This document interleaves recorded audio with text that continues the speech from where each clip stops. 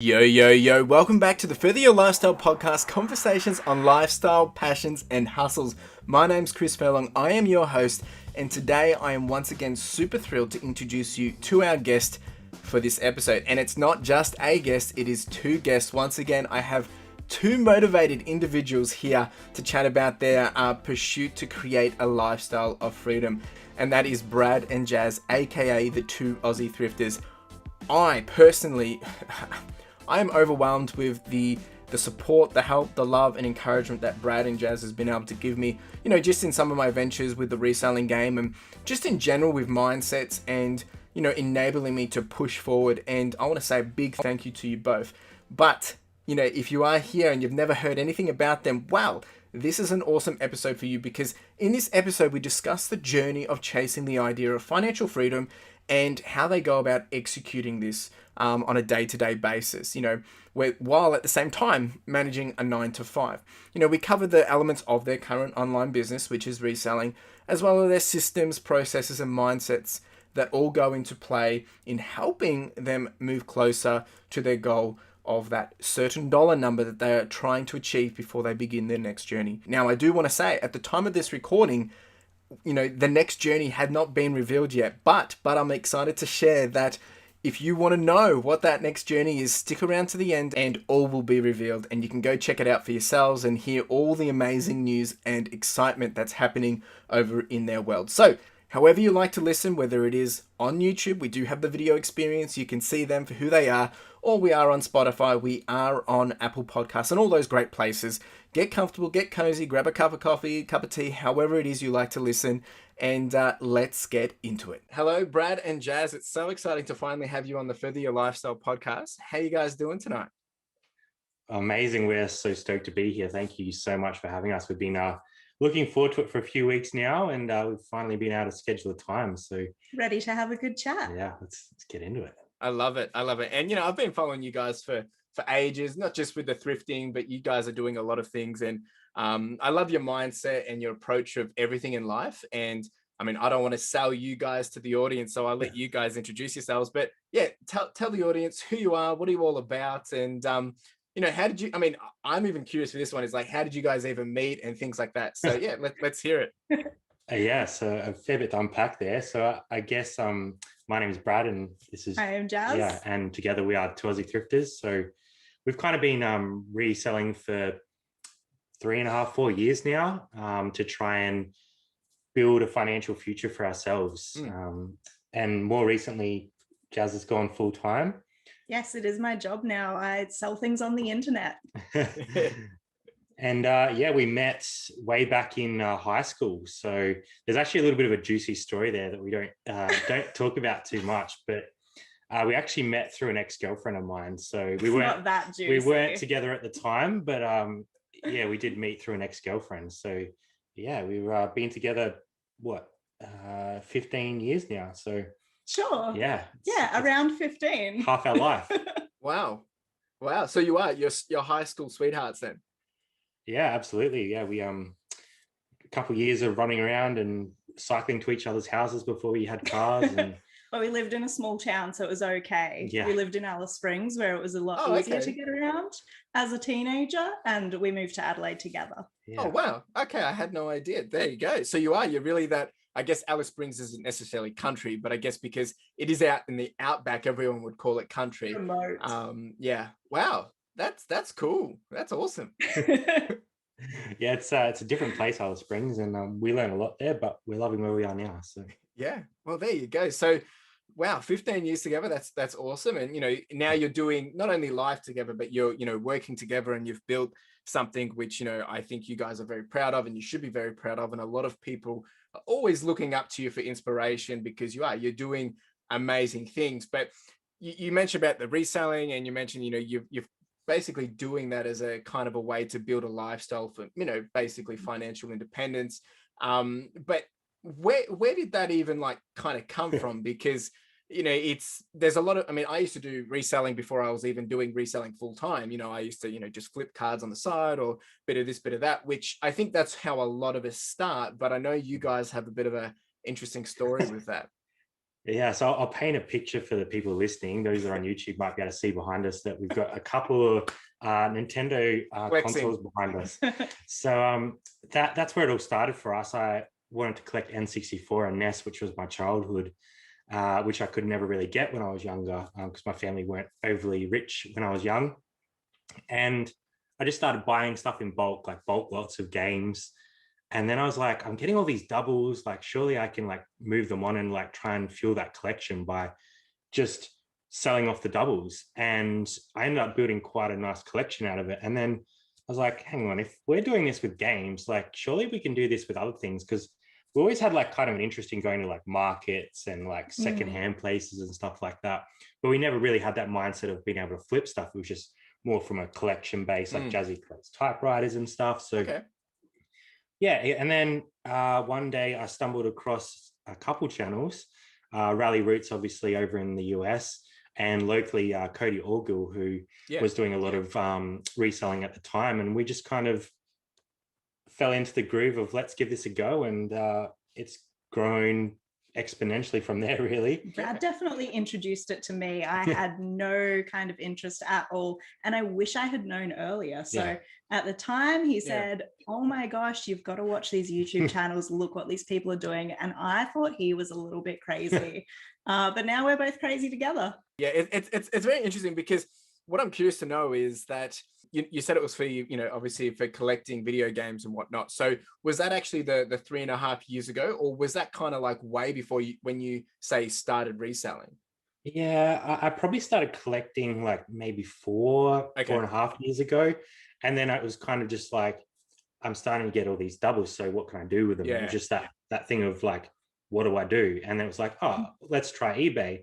I think the very first thing that actually sold on eBay was a pair of shorts that I didn't need. I think it was your board shorts. And then I was like, oh, well, if I can do this, I can do games as well. And then, now it's everything under the sun that we can make money out of. So it's snowballed for sure.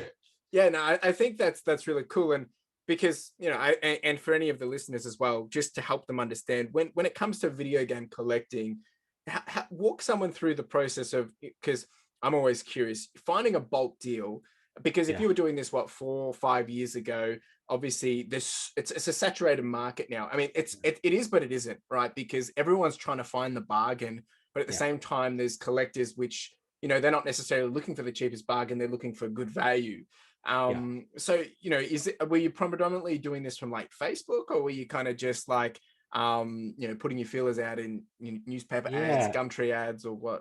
I think Gumtree was bigger at the time. Gumtree definitely had more of a presence back then, and that's kind of where I was scouring, and I had safe searches set up, and same with Facebook. And I'd come across one every month or so that was a good deal, and you had to be quick because there was so many people after it. But I got some amazing deals from Gumtree.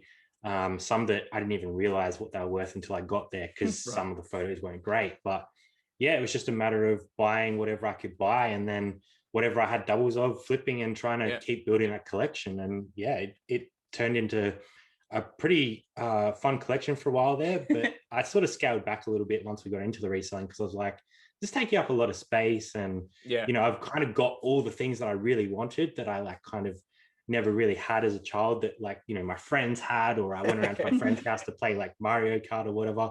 So I kind of like got the key things that I really wanted. And then it was kind of like, all right, well, I've got what I want. I can move on to other things now. And I still pick up things here and there, but definitely not as hardcore as I was. You got the selling bug. Yeah, I got the selling bug. That was the main thing that happened. Yeah, okay. And so from your perspective then, Jaz, so because obviously Brad was the one that kind of, was Brad the one that kind of clicked to like, I can make more money from this? Or when did you kind of think, actually, you can actually make more money from this? Or was it all Brad? At the start, all Brad. Okay. And it wasn't until I started consuming YouTube content, and of course A&E at the time was doing the storage lockers, and it started to get really popular, and we were watching kind of American pickers going around to barns and things. And I think that's when a light bulb really went off, was when Brad started researching and actually really looking into how do I use eBay specifically. And I thought, here we go. And then he started making sales. And then he started saying, did you know if you do it every day, it kind of triggers the algorithm, and people make a living off of this. And I was like, I don't think so, bud. But the proof is in the pudding. He started listing one item every day and we started selling things. And that's when I went, okay, well, what else could we sell? Okay. So it really does then bring in that snowball effect. But I'm curious to know then is because prior to eBay then, and the collecting, were you doing any side hustles, kind of coming back to that whole idea around trying to build an income, additional income, because everyone's always trying to get that extra cash or whatever just on the side to help pay for mortgage or get that next thing. So was there any side hustles before the eBaying? Or I didn't at all. I worked several jobs at one time, but I didn't have the mindset. I didn't really realize that that's something I could easily do. I think I liked the idea of making more money, but my brain just didn't have that pathway. Yeah, it was like, it's too hard. Yeah. I think back to school days, and I didn't really realize at the time that it was like a form of hustle, but we would like trade like Tazos, and you'd try and like, get up to that next best Tazo or that next best marble or whatever it was that you were trying to get at the time. And it wasn't really selling, but that trade game sort of like, embedded something in me. And also when I was younger, my mum used to take me to op shops quite a lot to help sort of, keep us clothed and shoot, because like we weren't usually rich, as I said. So it was kind of like a way of living for us. And I didn't really even kind of remember too much of that until mum was sort of like talking to me the other week. She was like, do you remember like we used to go to the op shops when you were younger? And we used she's to make like, jam as well. Yeah. Wow. And we used to do the markets. My mum had a market stall, but I don't know, somehow that traumatized me. And instead of wanting to go out on a Sunday and make money, I was like, no, I want to stay home. I went the other way.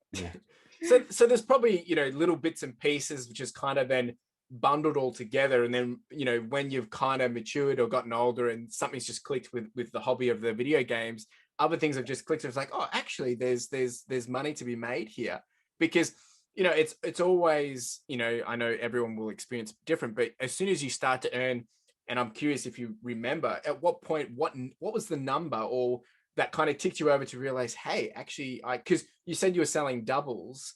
So like, if you're selling $20, $50, you must have then all of a sudden kind of clicked that, oh, actually, this is actually pretty decent money. Yeah. I can't really pinpoint it. Like, I think a lot of our journey, we really have to give credit to other people. So like us watching people like Rally Roots at the time really spurred us on to be like, well, if they can do it in America and they're doing it full time with an employee, like surely we can do something similar in Australia by flipping stuff online. Obviously being a couple there as well, it kind of like related to us a lot more. And then finding people like Cody Orgel who were sharing videos almost on the daily of what he was doing, kind of just really gave us the spark that was like, well, there's someone in Australia that's doing it as well. So maybe this is something we can do. And then it just kind of, we're just buying more and more and selling more and more. And eventually it turned out that Jazzy's job ended up when COVID hit, and it was just the perfect time for her to go full time. And we never thought we would get there. We were always just curious from the beginning. How far can we push it? And we documented our first sale. We have a screenshot of our $20 60-day total, I think it was on eBay. And then we went, oh my God, we're up to $100. Oh my God, we're up to $1,000. And it's been that way the whole way through for the last few years of what next? How far can we take it? Yeah. And I think some people don't like to share numbers, and some people get a little bit put off by that. But I feel like because we've been sharing it from literally zero, like we kind of have to keep sharing it now, because it's like, we started here and we've just shown people along the way where we're at. And, we're not completely where we'd like to be in the future. And we never think that, our numbers are the best in the business, because there's so many other people out there doing amazing stuff. We just kind of put it out there and show people what can be done and what we're doing as a couple. Yeah, we're just running a race against ourselves. Absolutely. And we're really curious to see where we can take it. That's a good way to put it, because traditionally we're always chasing that 9 to 5 or the rat race and trying to keep up with the Joneses, I guess, as people would say, or, trying to have that next best thing. But I would agree with you. I always have found when you're competing against yourself, or in this case, maybe each other together, it's a different kind of challenge, and it's a healthier challenge, because you're not necessarily compared. You've got other people maybe influencing and encouraging and inspiring you, but to have your own goals and think, oh, maybe we could step it up a bit, or maybe we could do a bit more. It's an interesting way to look at it. And, for those that are listening, if you don't mind sharing, you mentioned what you were doing about 3 years ago for a 60 or 90-day total. Can you share kind of what's an average 90-day total now, 3.5 years later? Yeah, I guess we sort of hover around that sort of 50,000 for a 90-day period. We actually just crazy smashed a new goal just recently. We tipped over 60K, but we've been selling some of our personal items off as well. We have been. Those are gross numbers, which we always of course, really clear. Of course, I was gonna say, for anyone listening, you've just heard that they're doing $50,000, if on average, for a 90-day total, which that on picture value, or on paper, you think, wow, that's crazy. Well, it is. It's crazy numbers. It's amazing. It's hard to fathom, and congratulations and kudos for that. But at the same time, for anyone listening, obviously there's expenses, there's tax, and all that jazz that comes out of that. So 100%. It's, just to be mindful for that. We're not saying that these guys are just rolling in it. No, not at all. Not in their pocket. And it's a lot of hard work. Like, it's not 100%. a get rich quick scheme. It's not something you're just going to happen overnight. It's all, it's taken a long time for us to get where we are, and we're still not 100% where we'd like to be. So there's plenty of improvement left in our business, for sure. Well, that's really good, because we kind of just talked about that snowballing effect, and it's taken time and it's built up, and that's the number you're dealing with now. So what's kind of going into the next thing that I want to kind of chat on is, well, where do you want to be going? Because you've got this idea. I know we've chatted previously that you are trying to create a lifestyle, and we mentioned it at the start around financial independence and building that income stream to be able to live the lifestyle you want. So what are you really chasing? Is it a number? Is it the ability to be able to do whatever you want? Obviously, Brad, you're still working full time. Jaz, you're working full time, but for the business at home. So let's dive into that a bit. Where are you even trying to go? Is it a number, or what is it? We discuss this and reassess this all the time. And this year especially has been, I think, for a lot of people, a year to stop and reflect and ask, what is it that we really want? And for us, we like to use the term seller independence number, which just means how much would we need to support the lifestyle that we want, and kind of reverse engineering and finding out, okay, well, how much work do we need to do to get there? And then is it better to change our lifestyle to not need as much? Does that make sense? Yeah. No, I think you're right there. And I think we've kind of, we've always been reassessing where that number is. Like, our long-term goal is that we're able to work for ourselves, and we can work on our own time frame and our own hours. And of course, that's probably going to be more than a 9 to 5, because you're hustling all day long. But 100%. the thing is, you're hustling for yourself, and you're creating an income for yourself, which I think it's so underrated. Like, being able to actually do something and produce that money for yourself and not rely on anybody else to bring that in for you, it's hugely rewarding. And I think it's kind of like exponential. Like, even if you're not making quite as much money as you were at a full-time job, you get more enjoyment out of it because it's you that's creating it. And I think that's kind of been a little bit of our, not struggle, but a challenge for us, is like, one of us is full-time in the business, and one of us is full-time in a job as we build to our goals. So it's kind of always that balance of like, is it time for us both to go full-time? Do we have enough income to do that? Or do we keep just plodding along what we're doing because we have goals in the future that we want to hit? So it's kind of that interesting balance between a side hustle for me and a full-time job for Jazzy. So So then, but what even got you to the point? Because for me, hearing this, in this perspective, it almost sounds like one of the FIRE kind of things, financial independence, retire early, that whole thing. So was it something like that you read that kind of inspired you to create that financial independence?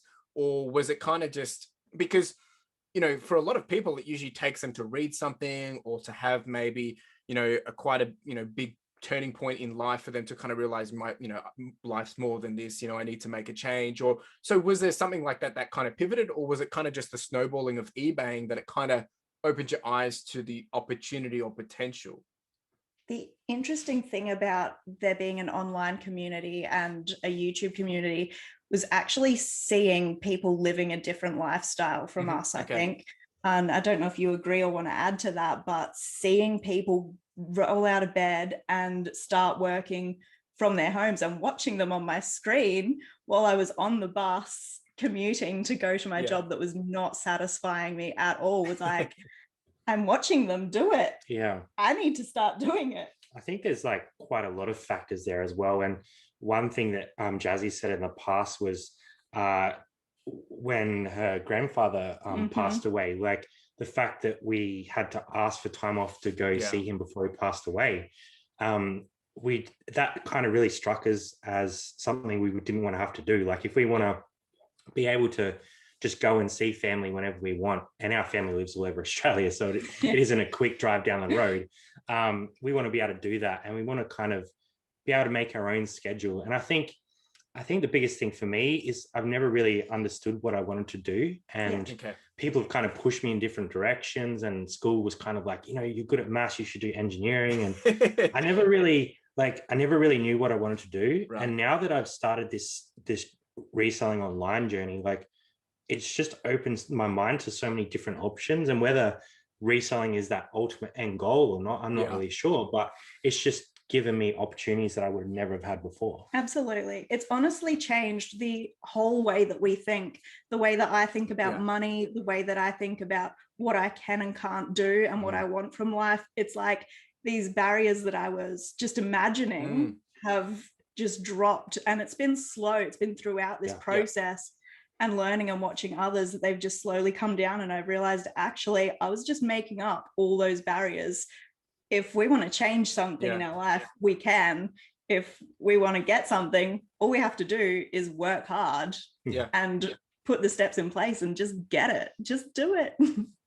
It's really inspiring because, coming from, the 9 to 5 myself, it's interesting because we get into this comfortable box where, you're at the four corners and, you're earning money, everything's secure, everything's safe, things are going well. And, you're doing what everyone else is doing. And, it's kind of like the saying, you are who you, the 5 people you surround yourself with. So that's all But as soon as you get that outlier or a little taste of something outside of that box, you kind of like, it's almost like one of the side falls off and you're kind of like, oh, well, that's interesting. So you dive a little deeper, and I can totally resonate, watching the YouTube, like I watch a lot of YouTube different stuff, like, people traveling from Townsville to Cairns on a, 12-foot tinny boat and living out off the land, kind of thing, compared to, stuff like you guys and, just weird and wonderful stuff. And it's that curiosity that you said it, you can basically be making a living from doing all these weird things or cool things or different things. And it's really interesting because a lot of the time we don't see it till the end result of the people that, are, for us, some people looking into this podcast might think, oh, you guys are doing $50,000 in 90 days. That's the end goal, when really, you're actually still in the middle of it all and still hustling your way through to where you actually want to be. And it's just encouraging to hear it because you kind of said it already. It's a lot of hard work, but you can take control at any point as long as you put in the hard work, as long as you do it.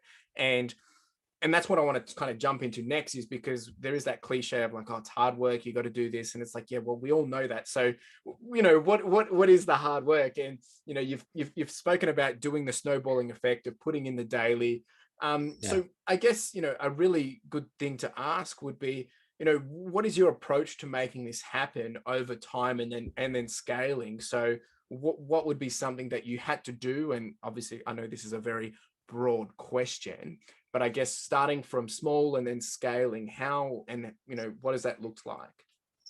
Yeah, I think the biggest thing for us has been just being consistent. And that kind of stemmed from, we were chatting before we went live about setting some like realistic and attainable goals early on. And like when we first went into it, we were scatterbrained. We didn't have an approach. We just kind of threw stuff up whenever we felt like it. And if something sold, we're like, oh, cool. And then it was a matter of like actually putting something in front of us that we needed to do. So it started with just a basic whiteboard and a little number on it each day that we wanted to hit. And it started at just like one listing. And then the next week we bumped up to 2 listings a day. And it ended up getting to a point where we were doing like 10 listings every day. And this was after our 9-to-5 job, when we both had a 9-to-5 job. And it just became like normality. Like that was what we did. We came home, we did our 10 listings, we packed whatever we needed to pack, and then we went back to work the next day. And I think just setting those like, those quick little things that just became habits, it just really changed how we looked at things. And I think overall that consistency has really helped us in the long term. Absolutely. And it's just put us on the right path to get where we need to be. And we're always reassessing those. Like recently we've been looking at trying to get like a daily sales total, which, is a bit variable because you're relying on traffic and sales and stuff, but we've really been trying to find other ways to make sure we're hitting those daily targets, like whether that's doing a little bit of wholesale to people that we, deal with personally, or, selling some stuff locally that maybe we wouldn't have thought about doing before. So it's just creating ways of actually obtaining that goal that we have for ourselves. Yeah, well said. Because what I'm really curious about, and because we all are influenced by something to get to where we are. So do you think it was from you guys watching, well, back then, the early community, or whether it's Rally Roots or other people, and following what they were doing, or is it from your own work ethics? Because it's sometimes it's easier said than done to just say, oh yeah, just putting in that consistency, because it's to just do that, unless you're motivated. It's like when you're trying to lose weight, unless you're motivated to lose weight, or someone's been bullying you and you feel insecure, you all of a sudden you snap and you want to start losing weight. So was it because you were inspired by someone else, or do you think that's come from a background, or well, maybe you don't know?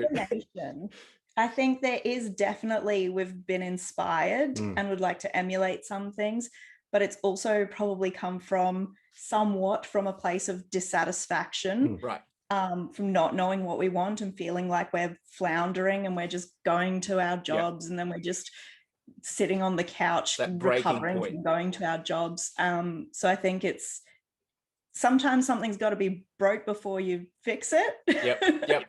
Yeah, so there has been an element of dissatisfaction. And I think just self-determination, like we wanted something better for ourselves. And absolutely, we were kind of like, well, if we don't do it, no one else is going to do it for us. That's it. So it was just a matter of like us putting it on paper, making it very visual in our face. And then it's like, okay, that's the expectation now. If we don't meet that expectation, then we only have ourselves to blame. And I think that's where, sometimes procrastination gets on top of people. And I think we've really just tried to eliminate that from ourselves. Like if we don't do something, we take accountability for that. Like if we don't try and make an excuse for it, we just take that on board and say, we didn't succeed today. So we need to do better tomorrow. No, it's really, really inspiring, because as I said it earlier, that sometimes it does take that life-changing event, and it really is that it's you guys just hacking out the grind, and you're just realizing no, something's got to change. And what's beautiful is that I think what's cool is because you are doing it together, and you're a team, and you obviously you're together, and that makes a huge difference. But a lot of the time people make those changes as an individual as they're trying to find their journey. And I think that's what's really special about you guys, is because when one of you are going to feel flat, the other's probably going to be able to push the other. And, that's a really healthy and really exciting relationship, because there's not many people that, are doing life together, but then doing business together as well. And I know we're kind of jumping on a tangent here, but do you think that's giving you guys that unfair advantage to enable you guys to probably put the throttle down a bit harder, knowing that you've got each other's backs, rather than, because if it was just you doing it, Brad, I mean, I know Jaz is doing a lot of it now, but, from the, day to day, but, do you think that makes a huge difference, having you two on the same playing field rather than one completely out of the world? Because it's not like you're not doing anything, Brad. Obviously you're right into it, but what do you think about that? Yeah, I think there's definitely an element of like, it's always better to have two minds than one, and you're going to push each other at different points in time. But right now, realistically, Jazzy's probably doing 85% of the business, because that's her full-time job. Like she's paid for that. And I'm only home like Saturday and Sunday, realistically, by the time I get home from work. So at the same time, like I don't feel like no one else could emulate this. Like Jazzy's doing a lot of the work in her own time.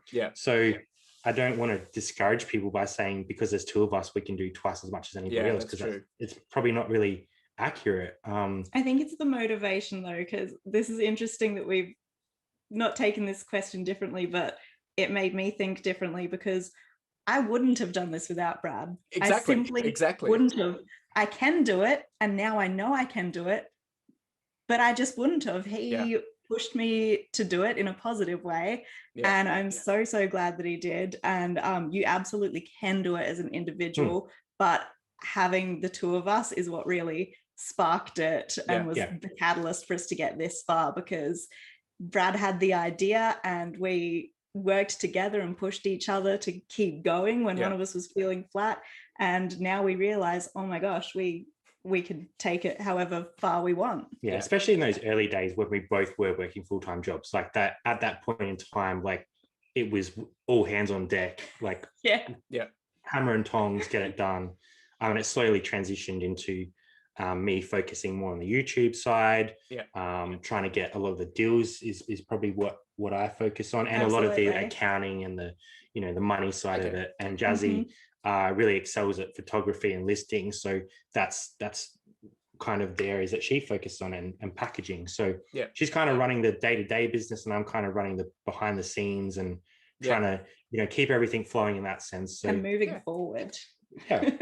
No, that's really cool. It's like the dream team, kind of working together. And I guess if I was to play it back, it's like, Jaz, you're working in the business, and Brad, you're working on the business, kind of stepped a bit out, 100%. Doing a bit more planning behind the scenes, whereas Jaz, you're in the detail, nitty gritty. And now it's really encouraging to hear and see. Obviously I watch all your stuff, so it's what I really want to make sure the audience hears and takes away from this so much is that whether you are an individual, whether you've got a partner or not, we're all capable of doing things, and you guys have set that expectation very, very clear, because Brad, you were doing it before you would, Jaz was doing it with you, and then you both kind of caught the bug for it. But it just goes to show that if you just have a reasoning, if you just put some will to it, anything's possible. And to think, I mean, you would never have imagined that, in 3 years' time that you're hitting $50,000 in a 90-day cycle. Oh, no. Which, never, I mean, I can't even fathom that myself. And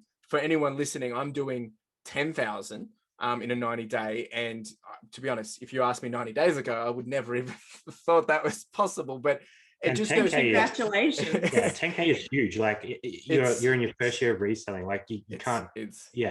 We definitely weren't doing 10K in our first year. We lost our minds the day that we ticked over 10K. I remember it. It was absolutely massive milestone. But I think that at the same time, this is where you bring in so much additional value, which maybe I think you guys know it, because for anyone that's listening don't know this, you guys obviously have your YouTube channel. You're coming up close to 5,000 subscribers. I'm pretty sure that's about right. And you've been documenting your journey. You've been sharing, as you've been growing. And I think that's what gives me the unfair advantage, because someone like me coming in to do it, I can kind of just go watch all your stuff, go watch all these other people's stuff, and kind of just get, 2 years worth of information kind of bundled up in 2 months of binge watching, and then apply it in my own ways or whatever. But obviously that's all part of business, and it's going to be around forever. But it's I think that's what's also really special about you guys is you give so much. Like, you give back, you share, you help, you support, you encourage, and you've set the bar really high. But I think that's a whole different element to the game, which makes the big difference. Because when you think of any successful business, we're talking companies, big companies, they're always giving back. They're always out there to support the community. They're always out there to grow something. And you guys are doing that exactly as well. So, a big thank you, because I wouldn't be where I am today, if you guys weren't sharing what you're sharing. But I think that's what really shows so much about your personality as well, is that, you're not just here to make money and then, go disappear and you say, look at us, but you really are. You're really humble, and I'm really encouraged by it. And I want people to hear that and understand that if you are going into a world of creating your own business, or if you're passionate about something, is, don't be rude about it. Go into it, share the journey, help others. And I think that's one key successful attribute to any successful business, is you need to be able to help other people. Because you started this whole episode sharing that, you got a lot of your inspiration and help from other people, right? And you were already giving back to people, not even giving the credit to yourselves. So, it's really pleasing to hear that. So I'm really curious then, and you've kind of mentioned on your systems and, that you are doing that consistency, but maybe if you can kind of help people, for anyone that isn't really into the whole understanding of reselling, what does a day in the life look like? And I know, Jaz, this is probably more your element at this point, but, when it does come to, we talked about goal setting and getting things done on a daily basis. What does that kind of look like in a nutshell? Well, interestingly, back when we were both working full-time jobs, we were listing in a really compact amount of time. We were coming home and we were listing 10 items in like an hour because we had to. Yeah. And so you'd think that when all of your time is dedicated to it, that you could do exponentially more. But actually, as our business has grown, all the other things that I have to do along with it have grown as well. So I'm spending more time packaging and spending more time answering questions. Yeah. So when I get up in the morning, I'm already trying to catch up on yesterday, answering the questions that have come in yesterday, overnight, in the morning, picking orders that have come in overnight. I'm doing my packaging. Wow. And then I'm doing my printing, getting the parcels ready, then hitting the post office early, which is just my preference. Everyone does it differently. We just happen to have one business day handling. So we are going to the post office every day because I like to clear the slate. Yeah, that's true. And just for context, so on average, how many like customers or how many sales would you be dealing on a daily basis then? It really does fluctuate, but I think we're averaging like 11 or 12 at the moment. Yeah. We have averaged upwards of 15, and there's a long period of time, early days, where you'd be lucky to get 1 or 2 daily sales a day. It just grows over time, and I think we've tried to show a little bit more of that day-to-day stuff in our recent YouTube videos. Like, instead of just sort of showing us going out thrifting and then the sales results, trying to show like all the in-between little bits and pieces, because I feel like that's really important for the story, because people coming into this just see like the highs of finding stuff and the highs of the sale, but there's a lot in the middle that is hard work. There's a whole mundane day of cleaning things and testing things and just drafting, researching our products, finding out what they're going to sell for, getting them ready, photographing them, putting those pictures back into the drafts that I did earlier. So by the time we've kind of gone through all that, time's ticking on, and thinking, Brad's almost coming home, and I've done usually 20 listings is what we're aiming for every day. It's really good perspective, because, and this is the hard work piece that I really want people to hear, because it's not just with reselling, it's with any business as you progress. Like you mentioned, whether you're doing 1 sale a day, cool. You get 1 sale, you package your item, you take it to the post office. Cool. Maybe, 30 minutes, hour top when you're starting off, right? Because you're just getting into the groove. But now you're timing that by 10, right? And, obviously you're providing a bit more of a high quality service. So you're doing a bit more extra touch. You're doing the cleaning before even listing the item. And that starts to compound quite a lot. And once again, it comes back to that snowballing effect, but not in necessarily your favor, because you've put in the hard work to grow. Now the work is even harder to do because there's more of it to do.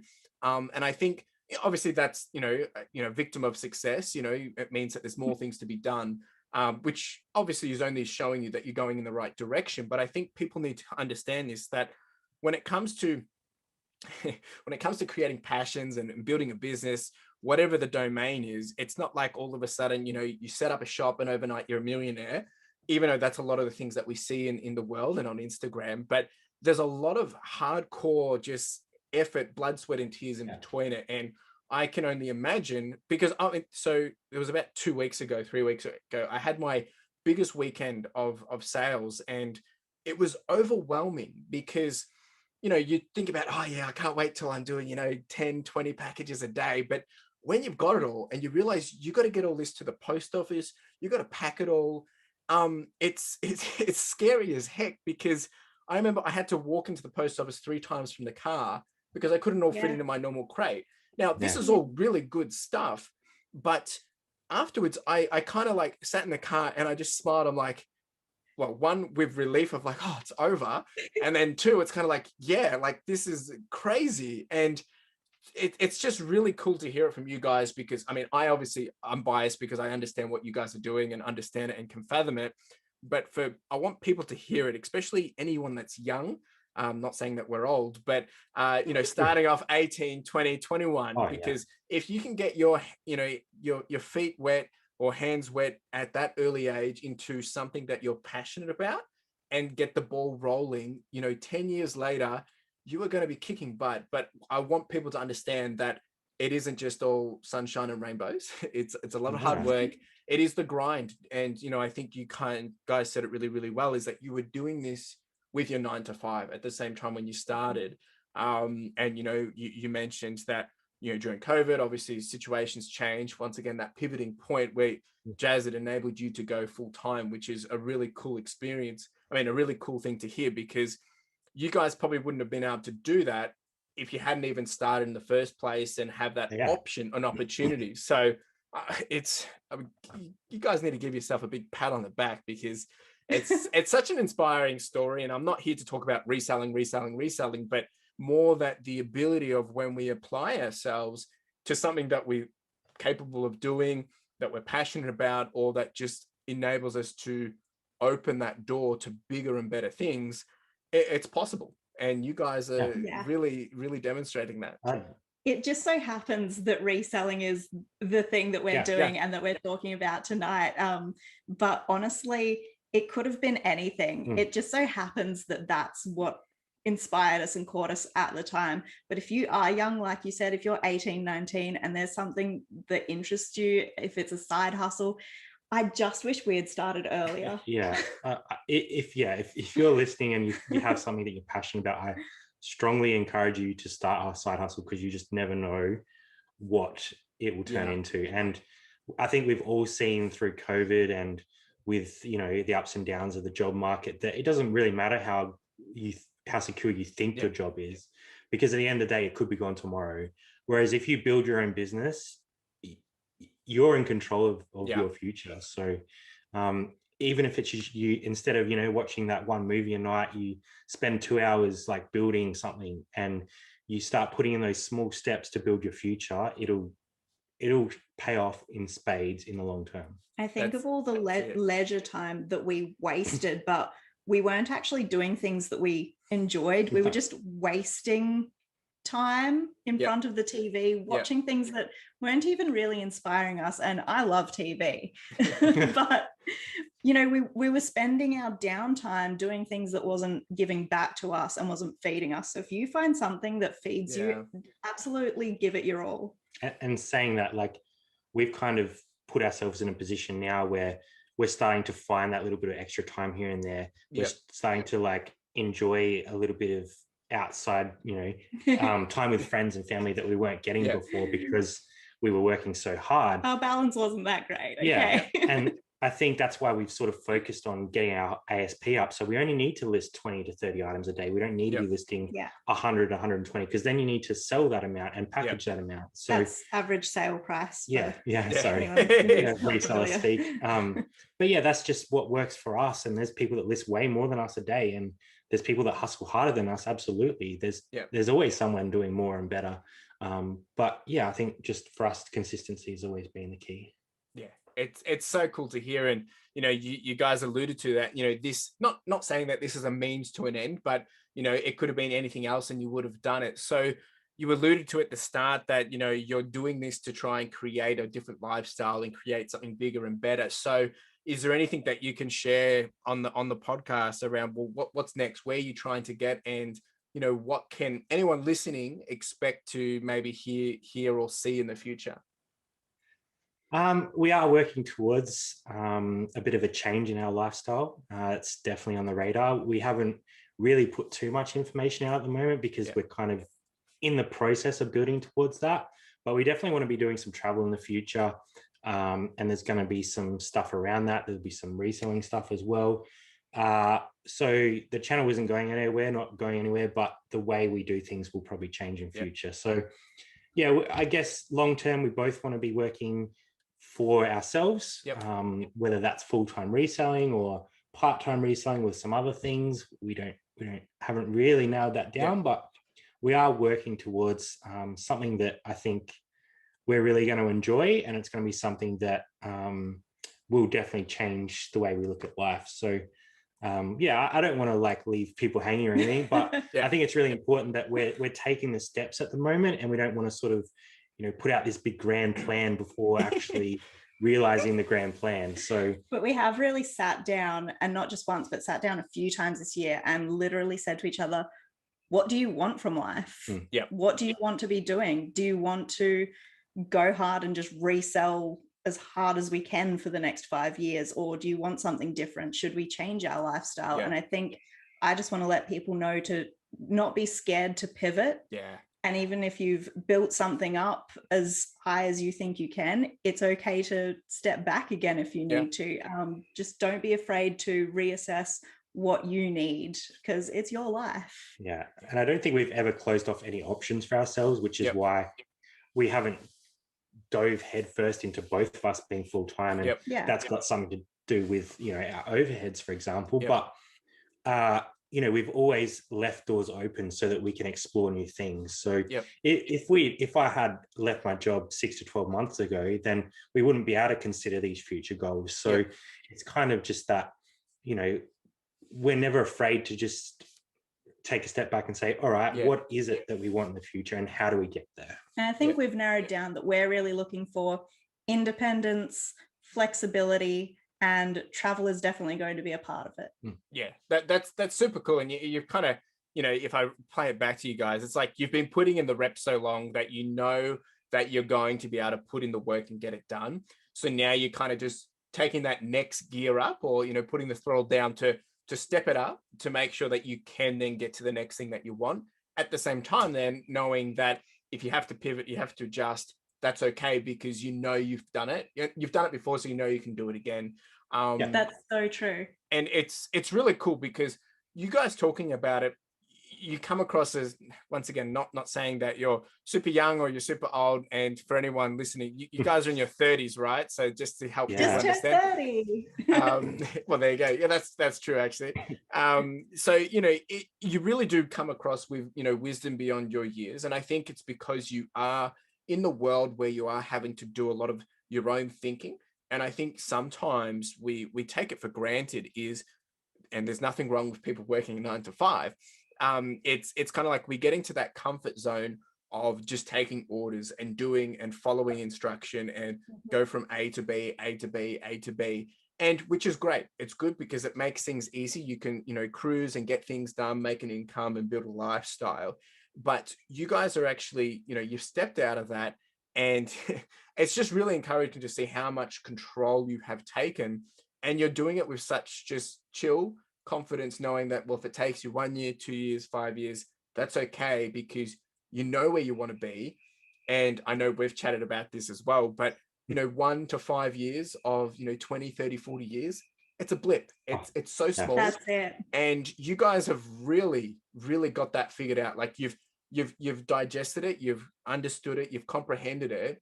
And I think I've realized that from hearing it from you, because I know you guys have got it, because you guys sitting down, having those conversations on a regular basis and pivoting, adjusting, that's some hardcore stuff, because there isn't a lot of people that do that, let alone for themselves. To just sit down, kind of have a deep dive of where do I want to be in life? Like, that's a big question. But it's really important. And you said it really well, that, you encourage people to do it because it is your life. Like if you want to hack it out for 5 years, get comfortable, get a salary behind your back, and then reassess, see what your options are. People are scared to do that. And you guys are the living example of what the possibilities are. And I'm so totally excited to see what's coming next. And obviously, there's some things that I do know, but it's really encouraging to see it happening. And obviously you guys alluded and you didn't share too much, which is great, because I want people to go over and follow you and see what you are doing. And then they can learn and see as it comes out, on the weekly, or as it comes out in the real time. So it's really inspiring. Now, I want to jump across to something that I like to call, rapid fire questions, and just a chance for the audience to get to know you and hear some different random stuff, less reselling and more about you guys, a bit more personal. So, and try and answer them short and sharp. But obviously, if you do want to dive in and add some more value, that's fine too. So I'm ready. I'm not ready. you can answer one of these each, of course, because some of them might be the same, but you might have your separate answers. So the first one is favorite podcast or book that you have read. I really struggle to read books, so I'm really into the podcast at the moment. I've really been enjoying what you've been bringing out with all the different people that you've been getting on. But you've actually put me onto a few, like Pat Flynn. I started listening to his stuff, like literally from the beginning, like probably a week ago. So I'm listening to stuff that's like 8-9 years old now. It's crazy, right? Still super relevant. I've been listening to a lot of Gary Vee and a lot of like pro blogger because I'm trying to learn some of those skills. But I'm just really interested in how those guys think. Yeah. And the more you listen to those sorts of people, the more confident you get in yourself, because you're like, hang on, like if you can do this, and I know that it's taken a long time to do that, you can kind of put those steps in place, because they're leaving the trails to success behind them, and you just need to follow. Yeah. And I've been listening to Reroute podcast, which is broadly about uprooting and changing your life. Yeah. We're really good at rapid fire. Yeah. Sorry. No, that's good. No, that's really good answers. The next one is, what do you like to do in your spare time? And you can answer individually, because you might not always do everything the same. We've not been fantastic at making spare time. I do like to go to a friend's house and eat. Yeah. Ridiculous amounts of food, and I edit manuscripts. I went to university to do writing, so I still have writing friends who send me their work. So that's what I do.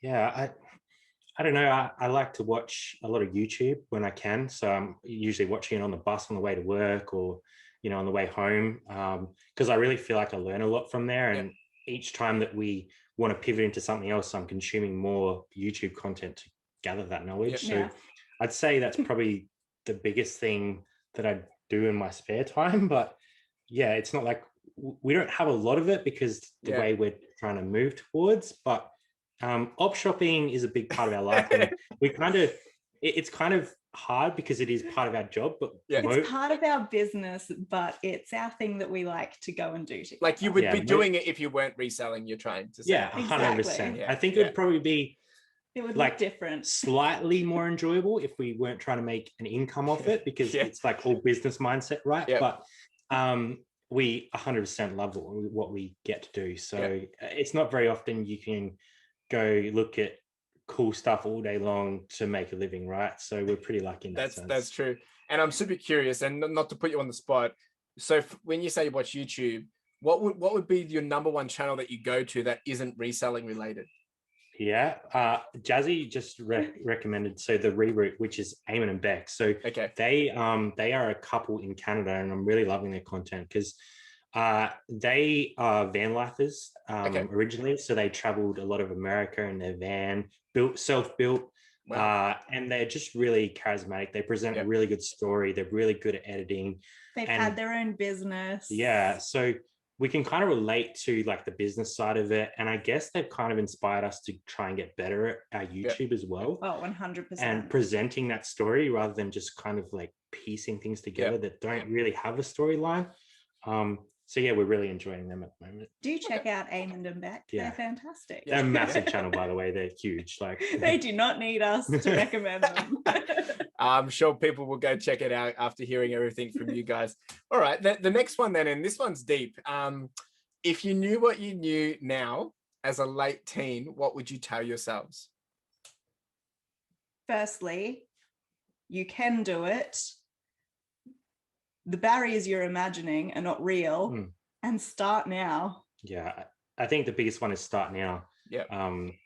I guess at school you don't really get taught that you can work for yourself, so just knowing that you can is a huge deal. That's I mean, I'm very passionate about that topic of, if I could go back and tell people just start now, and what you could do is, it's really, really good advice. People listening, you need to listen to these guys. They're as I said, wisdom beyond their years. The next one is biggest lesson learned during creating an income for your own. And obviously, I know this would probably be to to pick one would be quite hard, but if there was only one lesson you could give, what would it be? That is so difficult to answer, only because we've learned so much. I think it's just a matter of, if you put your mind to something and you put in the steps to get there, then you can do it. Like, if you make a plan that's realistic, you will achieve what you want to achieve. Just, I guess it's like hindsight, right? Like, it's like when you reflect on the 50,000, it's kind of like you wouldn't have imagined it. But now that you've done the 50,000, you know, well, okay, well, we've put in all the steps, so we just got to keep putting in the steps in to get to the 100,000, or, you know, so forth, and or whatever. Yeah, that would be crazy. And I guess we've learned to listen to everybody and learn from everybody, but then only use what works for us. Yeah, that's a huge thing, because there's so many opinions and ways of doing things, so you just have to adapt them to what suits you. Yep. No, that's really cool. The next one, favorite TV series. Now, this can be individual or as a couple. We discussed this before we came live, and I was really struggling because I am consuming so much YouTube content now. We very rarely actually watch a TV series. So, and yes, we did get all the way on the Game of Thrones bandwagon. Yeah. We were there. We were riding that all the way to the end. But we like to watch like a lot of the nostalgic stuff as well. Like, we'll go back and watch some older series from Netflix, just to, because you don't really have to watch them. You can kind of do work and just, you know what's going on. I mean, that's not TV for me. That's just the Harry Potter series. Yeah. Okay, so is there a Netflix series or a TV series that you would always be willing to watch together? I've been watching The Handmaid's Tale, but I don't know if it's Brad's cup of tea to put on any time. It's not the first one I'll go to. Like, we'll always chuck Friends on in the background, just because like classic. You grew up with it, you know what's going to happen. You grew up with it. I didn't have a TV. True. Yeah, that's true. Sorry, I grew up with it. So yeah, we'll go back to that, and it's easy watching, and you know, it's a bit of fun, bit of lightheartedness, and it kind of puts me. It just makes me feel like what it was then. Like, it was such a different time to what it is now. Like, now it's like all on your phone, which is amazing because we can make money from literally our couch. But there was advantages to that lifestyle as well. It was a simpler time. Yeah. No, I totally agree. You reflect on it, you're like, oh, it's just the simple days. Or I remember watching How I Met Your Mother, and, you know, just how simple things were back then, right? You know, even to have the time to watch How I Met Your Mother, but like, it's just, it's nice to have that reflect. Yeah, that's really cool. I do like Friends myself. Okay, the next and the last one of the rapid fire is biggest success or win of reselling. For me, it has to be that when I lost my job, I had this amazing opportunity to not have to panic. I didn't have to stress and apply for jobs that weren't there, because if we didn't have this, I probably would have been scrambling to get one of the night fill jobs at the grocery store in the middle of a pandemic, because I just would have had to, and that's all that was available. So, I mean, biggest success for me is being able to just smoothly transition into something that supports me. I think that's definitely a massive win. And on top of that, I think because we've been lucky enough to, you know, have a YouTube channel, the relationships and the community that we've sort of been a part of has been incredible. Like, we've made lifelong friends simply through talking to people over YouTube like this. Friends who we go and visit every week. Yeah, and we never would have had that opportunity hadn't it been for YouTube and reselling together. So yeah, I just think that once you find those people that do the same thing as you could have a way better connection with them, because you're talking about the same things, you understand each other's struggles, and you can help raise each other up and build a better future. So I guess our answer is independence and relationships. No, that's so awesome, and it's really encouraging to hear, because I think for you, Jaz, especially, is, you know, to be able to have that, you know, safety net to fall back onto. Not that it was necessarily planned, but just the opportunity to be able to do it. It's kind of like when people say you should have, you know, 6 months emergency funds for that very reason. It's kind of in that same play, but it's a job, so it's a bit more, you know, long term, which is just incredible. And then I totally agree, the community side of things, to build something and then have those long term relationships. I think that's I can resonate with that so much, just building this podcast and starting, and the amount of people that I'm reaching out to and chatting with and now building friendships. It's just so encouraging. And it's so stupid of how we sometimes think that, oh, you know, we don't want to talk or we don't reach out because you think, oh, why would they respond or whatever? And then you do it and it's kind of like, yeah, it's all in our heads, right? You know, it's just so amazing how simple some of these things can be. Yeah, I just want to give you props as well for the way that you've sort of come into the community and just brought like a bit of a shining light and just like connected with a lot of people on a different level. That attitude, man. Yeah, I think you. You know, you can definitely read people once you sort of get into it, and I think just your positivity has connected with a lot of people already. So it's only going to continue to grow. Thank you so much. Look, it's been an absolute awesome episode. Like, you know, we've discussed so much, and obviously, you know, there is a lot of, probably have a lot of listeners that have come over from the reselling community. But I think what's so inspiring about you guys is, and I've kind of already summed it up in the middle, was, you know, everything that you've done, you've put in the reps, you've put in the hard work, and you're demonstrating what it takes to kind of get to where you want to go. And knowing that you're not where you want to be, there's people listening to this that I know that, you know, where you're currently are is to them probably an end game, because, you know, everyone's situation is different. And as you said, you know, you want to be somewhere else because that's the lifestyle you want to create. But to hear, you know, what you're doing in the reselling game, but let's just talk about it as a side business that's now turned into a full-time business. It's just really inspiring and encouraging and motivating. Well, I know it is for me, and I think it would be for other people, because it just goes to show that you've created this in 3 to 4 years, putting in the work, and this is the result, and this is the real deal. And I think that's what's so important for people to hear, is because in today's age, we do hear all the success stories, but it's always, you know, it took me 20 years, I got here, now I'm doing millions and millions. And that's great, but it's a little bit overwhelming, right? And it's like, it's a bit hard to capture and, you know, take it and actually apply it. Whereas you guys are the real deal. And I think it just brings it down to a bit more of a playing field where it's just an everyday Joe. Anyone can apply to it, whether it is the reselling or just creating a business. So really, really do appreciate you guys. I want to give you guys the chance to, if you could leave one thing with the audience to take away from this, what would it be?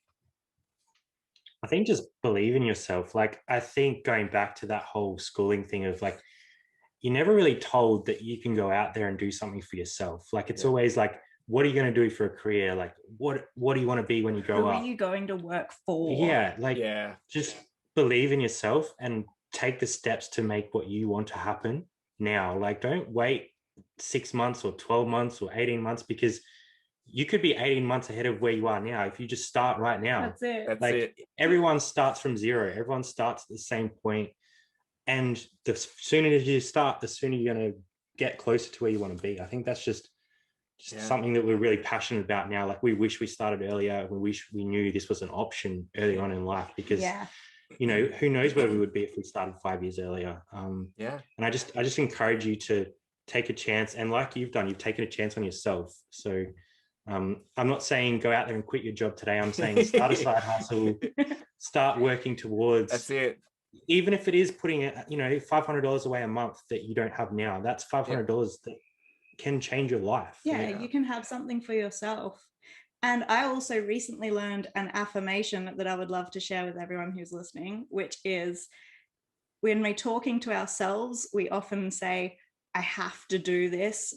For me, it's, I have to do my packaging, and I have to do 20 listings, and I have to, and that can really grind us down.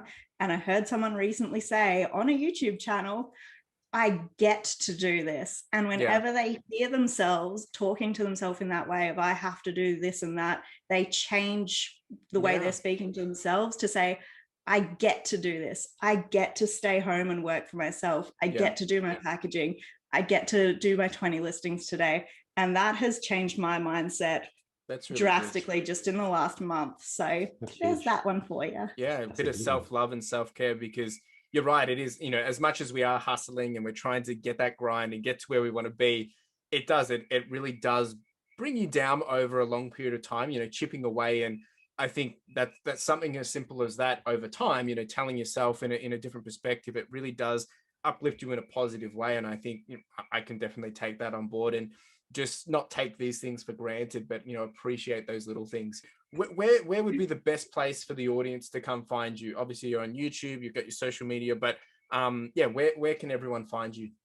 Yeah, we're on YouTube as Two Aussie Thrifters, and Instagram. They're probably our main two channels that we kind of keep across the most. We do have a newsletter out now as well, which people can sign up for, which was inspired by what you're doing. So thank you for that. But yeah, they're probably the main channels that we're all over. We try to respond to everyone that contacts us. We respond to every single message we get on YouTube, because community has always been a big part of what we want. And we always wanted to make sure we tried to, provide whatever info we could provide, whether that was, the best info or not. We always try to give back and just show what we're doing. Yeah, just show what we're doing. And, we're still learning as well. Like that's it. We've got things we need to get better at as well. Absolutely. Yeah, no, you've heard it here, folks. Go jump down into the show notes in the description if you're on YouTube. All of the links and whatnot will be there for the Two Aussie Thrifters, for Jaz and Brad. Go check out their stuff, because I can say firsthand it's really, really good. It's where I've learned a lot of my stuff. And if you want to stay up to date of what's coming and where they're going and what they're going to be doing, make sure you go tune in, because whether it's on the YouTube, Instagram, or their newsletter, because that's where you're going to hear it first and see it first.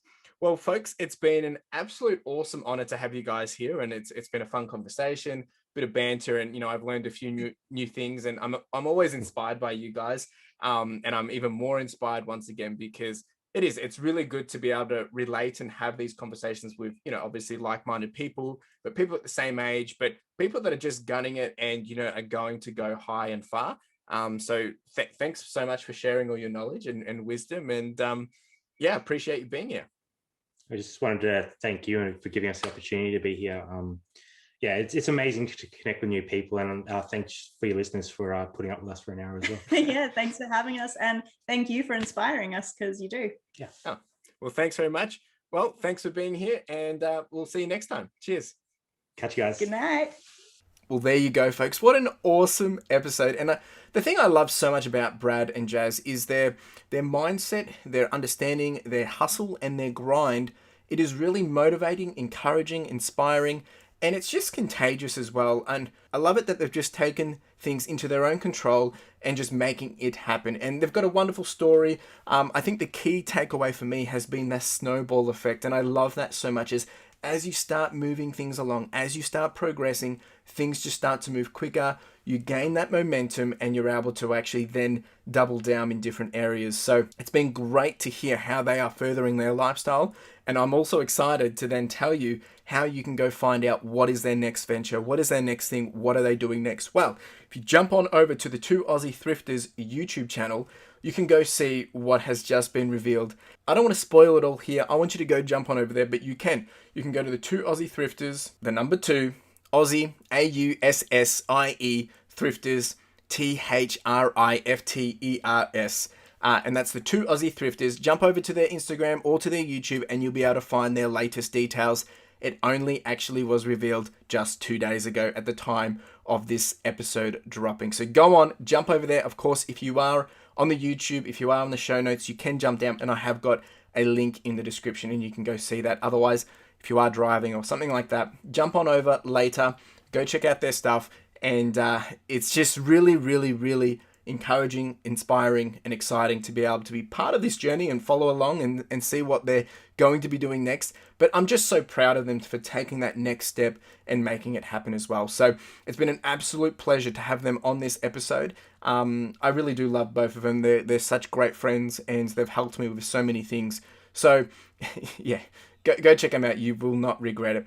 It's been an absolute honor to be able to bridge this conversation between you and them, and I hope you've taken some value. So make sure you do jump over to their socials regardless, and go check out what they're doing, because they've got mindsets, they've got information that's going to enable you to grow in all parts of your life, not just whether it's for reselling or whatnot. So go over there, go say hi, go see what they're all about, and really do appreciate you listening to this episode. Now, if you didn't know, we do have the podcast merch, and this is with a key focus of enamel pins. Now, if you haven't checked these out, make sure you do, because the intent of these are really just to be a small token and a reminder for you to charge on, to push on, and to further your lifestyle. Whether it is a gift for someone else to encourage them, or maybe to inspire them, or maybe it's a way to motivate yourself, or you can simply just make a purchase to simply support the podcast, which would be greatly appreciated. We do also have some sweaters and some long tees, so make sure you check it out. Link in the description and in the show notes. Really do appreciate it. Cheers.